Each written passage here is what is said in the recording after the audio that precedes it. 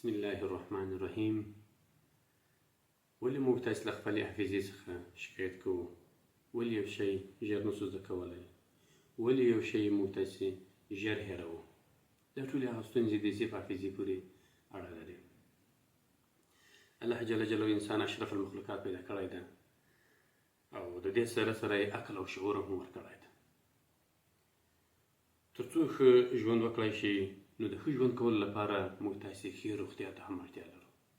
د ښې روغتیا سره موږ تاسې ښې حافظې ته هم اړتیا لرو. نو موږ تاسې راځو په دې عقله باندې خبرې کوو چې ولې یو څوک یو شی ډېر ژر هېروي. د دې ډېر لاملونه کېدلی شي. یو څو لاملونه موږ تاسې دلته ذکر کوو. دلته موږ تاسې 5 لاملونه اخیستي. لومړی، یو کار ته پوره توجه نه کول. دوهم، په یو کار څو ځله سرته نه رسول، په یو کار کې مشق او تمرین نه کول. دریم، سپورت نه کول. څلورم، په کافي اندازه سره خوب نه کول. پنځم، هم په کافي اندازه سره خواړه نه خوړل. دا 5 هغه لاملونه دي چې زیات اړین دي د ښې حافظې لپاره. د یو کار د ښه سرته رسولو لپاره موږ تاسې باید دا 5 کارونه سرته ورسوو. لومړی راځو موږ تاسې په توجه په عقله باندې خبرې کوو. یو کار ته چې موږ تاسې توجه ونه کړو، پوره توجه ونه کړو، جسماً په کار باندې بوخت یو خو ذهناً په کار له کار سره نه ذهناً بل ځای بوخت یو. یعنې په عین حال کې موږ تاسې څو کار سرته رسوو. که چیرې موږ تاسې په عین حال کې یو کار سرته ورسوو او پوره توجه مو هم هغه ته وي، نو به مو انشاءالله کار په پوره ښه ډول سرته رسولی او په عین حال کې به مو ذهن ته هم ښه سپارلی وي. مثلا موږ تاسې ته یو کار را لغاړه کېږي چې مثلا د سړک ته به ګورې، په دې سړک باندې مثلا په نیم ساعت کې څو موټران تېرېږي. د دغه لپاره موږ تاسې یو ځای ورته انتخابوو، یا هلته ورته کښېنو، ورته ګورو سړک ته.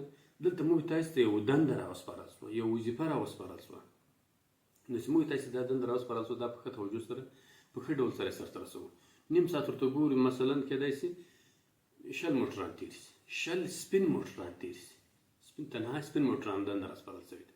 نو موږ تاسې هغه په دقیق ډول سره شمېرلی دي چې 100 موټران په نیم ساعت کې دلته په دې سړک باندې یو طرف لا بل طرف تېر شو. صحیح شو؟ دلته موږ تاسې یو کار ته که چیرې پوره توجه وکړو نو هغه هم انشاءالله په ښه ډول سره سرته رسولی. یعنې 5 ګونې حواس مکمل متوجه کړو. یو درس موږ تاسې ته کوو، د دې درس د زده کولو لپاره موږ تاسې باید مکمل 5 ګونې حواس متوجه کړو. هغه کار ته، هغه که چیرې لولو، هغه که چیرې مثلا حفظ کوو، هغه که چیرې لیکو، دا باید مکمله توجه موږ تاسې هغه درس ته وي. یو څوک مثلا یو کار سره یو درس زده کوي، هغه کار درس باید موږ تاسې هغه ولولو، څو ځله ولوست، بیا له هغه څخه وروسته څو ځله موږ تاسې هغه لیکو. لیکلو څخه وروسته بیا انشاءالله موږ تاسې ذهن ته سپارو. یعنې دلته چیرې خبره زیات په چیش کې ده، په توجه کې ده. هغه کار ته موږ تاسې پوره توجه وکړو نو هغه به انشاءالله پوره ډول سره ذهن ته سپارلی او تر ډېر وخته بیا موږ تاسې له ذهن څخه بهر نه وځو.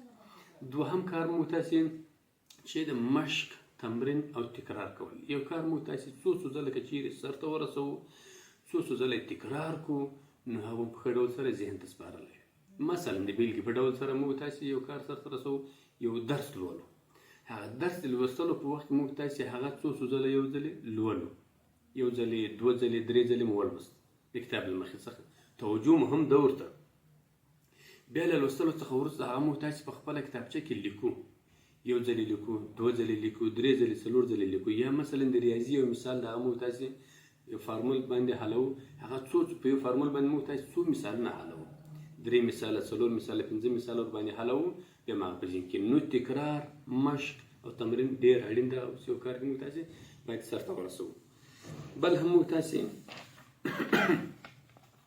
نو په دې عقله باندې زردشت تقریبا له میلاد څخه 1000 کاله پخوا یا 600 څخه 1000 کاله پخوا دوی اوسېدل. زردشتیانو به ویل چې اورېدل هېرول. یو شی دې واورېدو، هغه د ژر درڅه هېرېږي.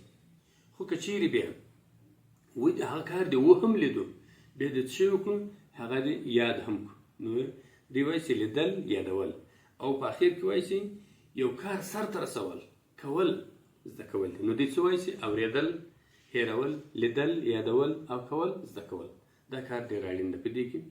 نو دریم هم موږ تاسې راځو سپورت. موږ تاسې سپورت ته زیات توجه نه کوو. که چیرې په کافي اندازه سره موږ تاسې سپورت وکړو سهار وختي او یا هم مازدیګری مهال موږ تاسې سپورت وکړو، کافي اندازه سره سپورت وکړو، نو هلته به موږ تاسې بدن کې وینه په حرکت باندې راسي او موږ تاسې ټولو حجرو ته به هغه وینه رسېدلې وي او د بدن به مسالم وي، روغتیا به مو ښه وي. د ښې روغتیا سره به موږ تاسې حافظه هم ولرو. نو سپورت هم ډېر اړین ده. بل موږ تاسې په کافي اندازه سره خوب نه کوو. دا هم یوه غټه ستونزه ده. موږ تاسې د شپې تر ډېر وخته پورې ویښ پاته یو، یا موبایلو ته ناست یو او یا هم ګیمونه کوو، بیا سهار هم ناوخته راپورته کېږو. که چیرې موږ تاسې په کافي اندازه سره خوب ولرو، کافي اندازه سره خوب وکړو، نو به مو حافظه ښه وي، روغتیا به مو ښه وي. نو تقریبا د لویانو لپاره، د غټانو لپاره له 7 ساعتو څخه تر 8 ساعتو پورې خوب اړین ده. په 40 ساعتو کې په شبه روز کې 40 ساعته خوب کول د لویانو لپاره اړین ده.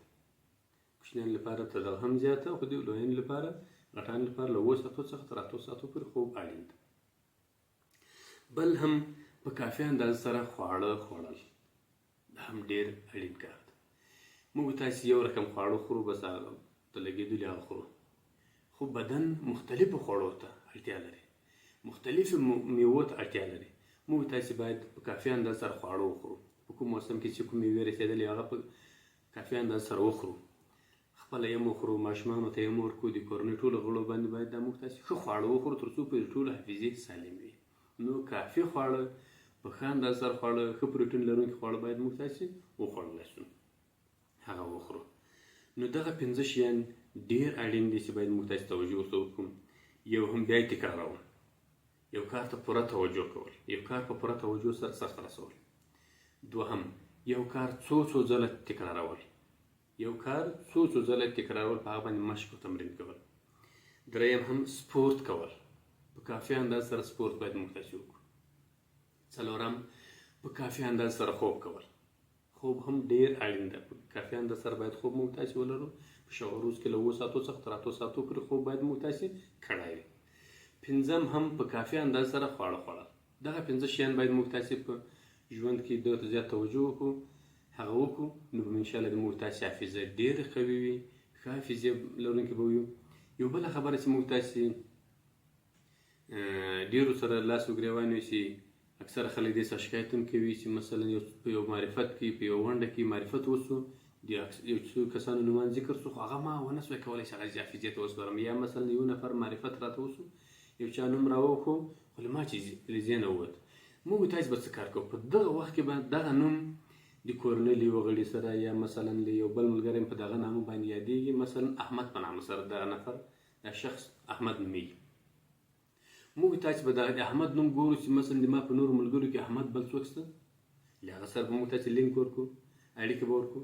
یا مثلا د کورنۍ په غړو کې احمد نومیږي، نو فکر کوو چې ښه دا احمد نومیږي، نو پلانی هم احمد نومېدو، بس داسې به د موږ تاسې ذهن کې دغه لینک ورکړی ده، هغه بیا نه راچېرېږي، د دغه سړي نوم به د موږ تاسې په ذهن کې ثبت وي.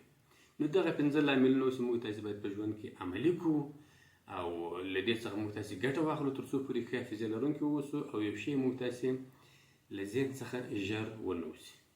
بیا هم که چیرې په دې هکله باندې تاسې کوم نظرونه لرئ، کومې پوښتنې لرئ، نورې پوښتنې له چا سره وي یا په نورو مضامینو کې له چا سره کومه پوښتنه وي، کولی شئ پوښتنې وکړئ، په کمنټ کې هغه پوښتنې ذکر کړئ یا هغه نظرونه ذکر کړئ له موږ سره، نو انشاءالله هغه هم ته موږ تاسې لپاره رسیدګي وکړی شو. مننه، ښه وخت.